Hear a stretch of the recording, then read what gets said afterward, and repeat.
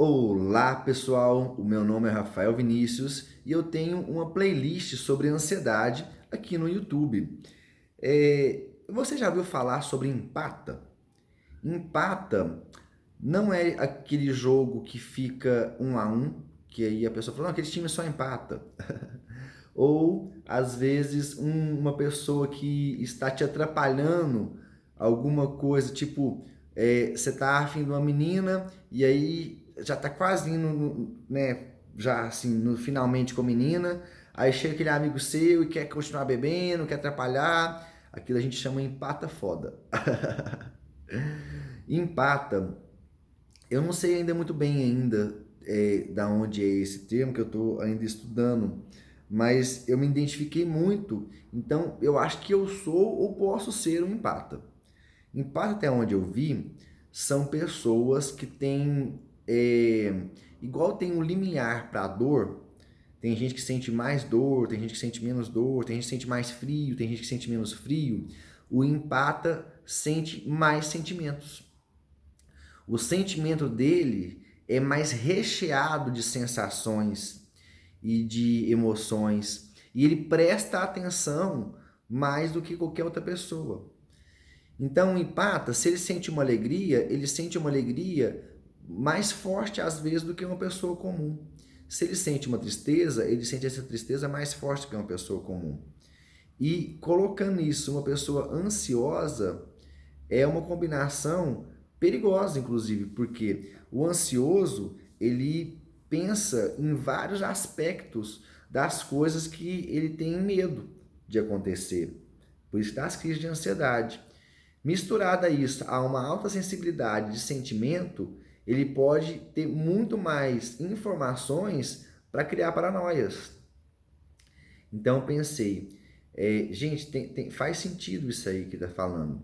O empata também, ele tem uma característica que é sentir mais ou menos entender o que o outro sente. Eu vou dar um exemplo para você, que às vezes vocês conhecem gente que é empata, mas não sabe, porque é uma coisa que não é... São alguns traços, né? Por exemplo, a pessoa fala assim, nossa, eu acho que eu tô, sei lá, começando a dar uma dor de barriga. E de repente a pessoa que empata fala, nossa, acho que eu também tô. Mas a pessoa não sabe que ela empata. Ela só sente o que a outra sente. E ela cisma com aquilo. E a pessoa ainda que trabalha, que tem ansiedade, vira um caos isso aí, né? Porque ela já acha que tá passando mal junto com o outro, ela não consegue às vezes ajudar o outro que ela também passa mal junto. E isso é na parte do passar mal. Mas na parte do passar bem também é assim. Quando a pessoa está bem, a outra sente o que a outra pessoa está sentindo. É como se fosse um radinho que consegue entender a frequência que a outra pessoa está e decifrar através do próprio corpo, através das próprias sensações. Eu identifico aquela vibração e consigo, às vezes, entender, processar aquelas sensações, aqueles sentimentos de uma maneira conceitual e dar nome àquilo. Ah, fulano tá passando isso, isso e isso, porque eu também sinto. A dificuldade que a gente não sabe, pelo menos eu não sei assim, se é uma coisa fácil de descobrir, é quando são sensações suas, quando são sensações do outro. Essa é uma habilidade que os empatas têm, de se colocar no lugar do outro, sem querer. Por isso que tem dificuldade, às vezes, de estar em estados, em lugares com muita gente. Quando o empata, de repente, às vezes chega no lugar, ele fica, às vezes, meia hora e já vai embora, que tem a ver também com ansiedade e tudo isso, mas aquele ambiente, de alguma maneira, estava muito pesado para ele. Ele vai embora, ele vai para outro lugar. Eu quero ainda procurar técnicas de como que faz para se defender, né, de criar uma certa proteção com essa sensibilidade que as pessoas empatas têm. Eu acho que eu sou empata, eu conheço algumas pessoas que são assim. Por outro lado, eu escutei esses dias uma palestra, eu nem sei qual, aonde foi, uma palestra pequena, uma pessoa falando a respeito disso, falando que os empatas tem essa facilidade, né, de entender os sentimentos, tem essa habilidade de processar melhor as sensações em conceitos para as pessoas entenderem, mas também são muito suscetíveis a energias densas de outras pessoas. Eles têm a necessidade de ficarem sozinhos, eles têm dificuldade em ter relacionamentos mais profundos. Então, tem muita coisa a ver com isso, que de repente eu estou numa categoria que outras pessoas também tá, que a gente acha que é só a ansiedade que faz isso tudo, mas tem algumas coisas também que a gente pode ser classificado. E isso dá mais segurança de saber que outras pessoas também é assim. E com certeza aí, às vezes você me vendo aí tem essas características também, ou conhece alguém que tem essas características. É bom por um certo lado, porque a gente meio que alivia um pouco o nosso sofrimento, a gente vê que não está sozinho, a gente vê que algumas. Isso mais ou menos talvez seria alguma coisa, não sei se tem a ver, uma coisa meio que de signo, por exemplo. Tem gente que acredita, tem gente que não acredita. Mas as pessoas que acreditam, elas já são mais sensíveis a essas informações. E isso é muito bom, porque a gente vai começando a ter um autoconhecimento. Por exemplo, vou pegar só uma água aqui, gente. Já voltei. Signo. Não era nem isso que eu ia falar, mas só para dar um exemplo. A pessoa fala assim: ah, eu sou do signo de Virgem. Virgem é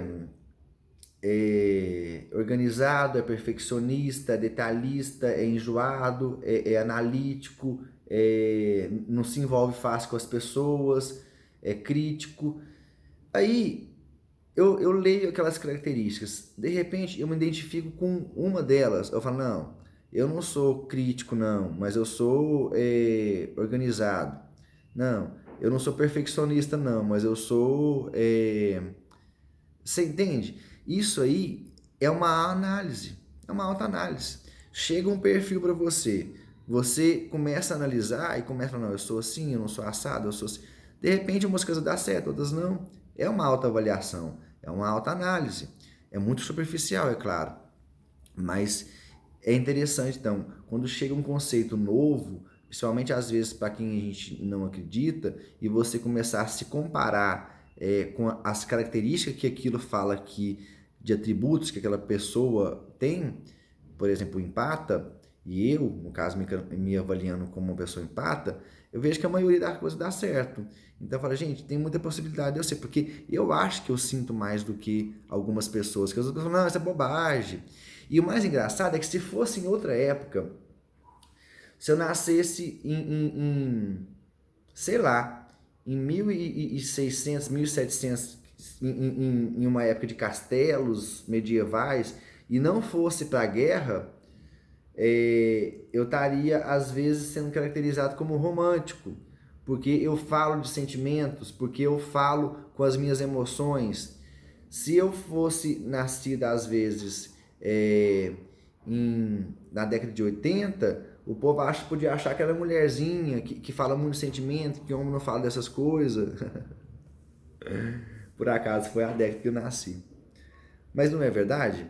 A gente tem uma caracterização de quem geralmente fala de sentimentos como uma coisa de fraqueza, como uma coisa, ele é muito romântico, ele é muito sensível, ele é mulherzinha, no caso de homem, né? Mulher às vezes já é mais comum falar a respeito dos sentimentos. Mas às vezes precisa até falar sobre inveja, sobre fofoca, sobre muita coisa que a mulher precisa analisar também. Mas essas características de falar de sentimento não é nenhuma fraqueza, pelo contrário, é uma fortaleza. É uma fortaleza a gente poder estar bem relacionado com os nossos sentimentos, estar bem relacionado com os nossos demônios internos, estar bem relacionado com as coisas ao nosso redor. Isso permite a gente relacionar com o outro de uma maneira melhor. E isso gera uma coisa que eu acho que é uma virtude muito importante, é a compaixão. A compaixão fala realmente daquela questão assim, de fazer com paixão, né? De fazer com amor, de fazer com afinco, mas tem a ver com a colocar no lugar do outro. Tem a ver de ver o outro, a dor do outro, o sofrimento do outro como uma extensão da minha própria dor. Eu posso ser feliz vendo o outro sofrer. Não era bom se todo mundo tivesse bem junto? Eu posso ter alguma coisa para ajudar essa pessoa que está em sofrimento? Essa pessoa às vezes está confusa energeticamente. Chega perto do empata, o empata lê aquela confusão, fica confuso, porque essa é uma parte também da compaixão, você colocar no lugar do outro, você sente o que o outro está sentindo. E tenta ajudar a organizar esses pensamentos, esses sentimentos, essas emoções de uma maneira que faça faça sentido para a pessoa, né? Transformar essa confusão de sentimentos, esse embaraço de sensações em um conceito, em alguma coisa que a pessoa às vezes dá para trabalhar depois pessoalmente. É difícil de compreender, mas a gente tem vai tentando, né, arrumar palavras para identificar essas sensações que não tem tradução. É difícil, é meio que um translate, né? É tradução de emoção. Mas o mais importante é a gente não ter sentimentos de medo no processo. E olha que o medo é um cachorro louco que não tá nem aí, que late mesmo e não sossega e não deixa ninguém em paz. Lidar com esse sentimento, com esse medo, ele é um aspecto importante também para a gente começar a desvincular muita tensão de algumas lembranças, de algumas informações de memória. Gente, a análise é interessante demais, a gente tem que começar a pensar e fazer. Então, o videozinho de hoje era para falar a respeito de empatas. Pessoas que às vezes sentem mais do que outras. E que isso é uma coisa normal. Porém, se você é ou pode ser um empata, comece a prestar atenção em alguns aspectos de relacionamento para você identificar o que são seus sentimentos e o que às vezes você capta de outras pessoas, porque isso gera uma confusão e essa confusão deixa a gente desorientado, até a gente conseguir desemaranhar essa confusão e entender que aquela pessoa traz aquele sentimento para mim, eu sinto aquilo quando eu vejo ela, ou eu sinto aquilo quando alguém está conversando comigo, e aquele é o sentimento da pessoa, mas eu fiquei confuso enquanto estava isso lá. É difícil, eu vou tentar ainda melhorar esse aspecto, ler mais a respeito, estudar mais o assunto e tentar desenvolver alguma coisa. Tem algumas defesas, eu acho, que a pessoa pode melhorar. Mas eu acho que é uma sensibilidade muito bonita e que às vezes eu fiz muito pouco gosto dela, porque não entendi ela perfeitamente. A gente só via o lado que a gente sofria mais, né? Ah, eu sinto mais, eu sofro mais do que os outros nesse sentido. Às vezes acontece a mesma coisa, mas você sente de outra maneira. Mas de repente isso pode ser um dom. E eu vou estudar mais a respeito. Então, se você também tem ou conhece alguém nesse sentido, para melhorar a própria vida da pessoa, o interessante é ela se descobrir melhor nesse conceito, estudar realmente. Por quê? Porque isso pode ser um dom, sim.